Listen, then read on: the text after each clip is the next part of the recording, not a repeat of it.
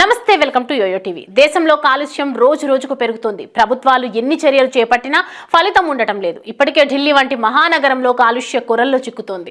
చలికాలం వస్తే అక్కడి పరిస్థితి చెప్పలేనంతగా మారిపోతుంది. గాలి పీల్చేందుకు కూడా జనాలు భయపడుతున్నారు. అలాంటి కాలుష్యాన్ని అరికట్టేందుకు అక్కడి ప్రభుత్వం చాలానే చర్యలు తీసుకుంటోంది. అలానే కాలుష్యం పెరిగిపోతున్న నగరాల్లో హైదరాబాద్ కూడా వచ్చింది. ఢిల్లీ తర్వాత నెక్స్ట్ హైదరాబాద్ అని నివేదికలు చెప్తున్నాయి. ఈ నేపథ్యంలోనే సీఎం రేవంత్ రెడ్డి సర్కార్ అలర్ట్ అయ్యింది. ముందు జాగ్రత్త చర్యలను చేపట్టింది. కాలుష్యాన్ని నివారించేందుకు విద్యుత్ వాహనాల వాడకాన్ని పెంచే దిశగా అడుగులు వేస్తోంది. ఈవీల కొనుగోళ్లను మరింత ప్రోత్సహించే దిశగా కొత్త ఈవీ పాలసీని ప్రవేశపెట్టింది.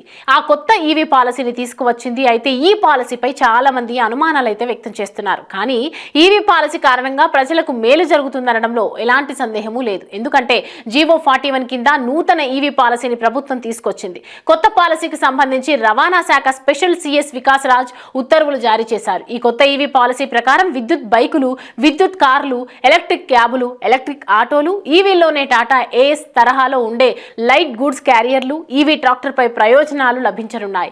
లిస్టులో ఉన్న ఈవీ వాహనాలకు రిజిస్ట్రేషన్, రోడ్ ట్యాక్స్ నుంచి 100% రాయితీ లభిస్తుంది. అంటే ఈ విద్యుత్ వాహనాలకు రోడ్ ట్యాక్స్, రిజిస్ట్రేషన్ ట్యాక్స్ చెల్లించాల్సిన అవసరం లేదు. ఈ నూతన ఈవీ పాలసీ 2026 డిసెంబర్ చివరి వరకు అమలులో ఉంటుందని మంత్రి పొన్నం ప్రభాకర్ స్పష్టం చేశారు. అయితే విద్యుత్ వాహనాలు కొనుగోలు చేసిన వాళ్ళు ఈ ప్రయోజనాలను అందుకోవచ్చు. అలాగే ఆర్టీసీలో త్వరలోనే ఈవీ బస్సుల్లో పరుగులు పెంచనుంది. ఆర్టీసీ విద్యుత్ బస్సులను కొనుగోలు చేస్తే వాటికి lifetime tax free benefits లభించనున్నాయి. అలాగే ఏవైనా ప్రైవేటు సంస్థలు తమ ఉద్యోగుల రవాణా కోసం విద్యుత్ బస్సులు కొనుగోలు చేస్తే వారికి కూడా ఈ ప్రయోజనాలు లభించనున్నాయి. రాష్ట్రంలో వాహన కాలుష్యాన్ని కట్టడి చేసే దిశగా ఈ కొత్త పాలసీని ప్రభుత్వం తీసుకొచ్చింది.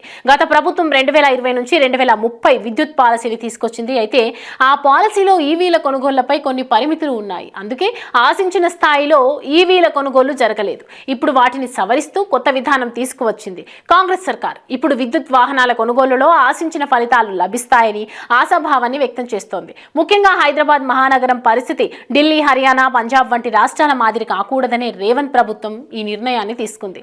వాహనాల కాలుష్యం మితిమీరితే కట్టడి చేయడం చాలా కష్టమనడానికి ప్రత్యక్ష ఉదాహరణ ఢిల్లీ. అలాంటి పరిస్థితి మన రాష్ట్రానికి రాకూడదనే ప్రభుత్వం ముందు జాగ్రత్త చర్యలు చేపట్టింది. వాయు కాలుష్యాన్ని నియంత్రించడమే తమ లక్ష్యమని ప్రభుత్వం అంటోంది. అంతేకాక త్వరలోనే రవాణా శాఖకు కొత్త లోగో తీసుకురాబోతోంది. ఇప్పుడు హైదరాబాద్ లో ఉన్న 3000 బస్సుల స్థానంలో విద్యుత్ బస్సులను ప్రవేశపెట్టాలని ముఖ్యమంత్రి రేవంత్ రెడ్డి నిర్ణయించినట్లు తెలుస్తోంది. ఈ కొత్త ఈవీ పాలసీతో ప్రజలకు కూడా మేలు జరిగే అవకాశం ఉంది. కమర్షియల్ వాహనాల మీద కూడా ట్యాక్స్ రాయితీ రావడం మేలు చేసే అంశమనే చెప్పాలి. బతుకుదెరువు కోసం క్యాబులు, లైట్ గూడ్స్ క్యారియర్లు కొనుగోలు చేసే వారికి ఈ పాలసీ వల్ల భారీ ప్రయోజనం లభిస్తుంది. అలాగే కొత్త పాలసీతో ఖచ్చితంగా విద్యుత్ వాహనాల కొనుగోళ్లు జోరందుకుంటాయి.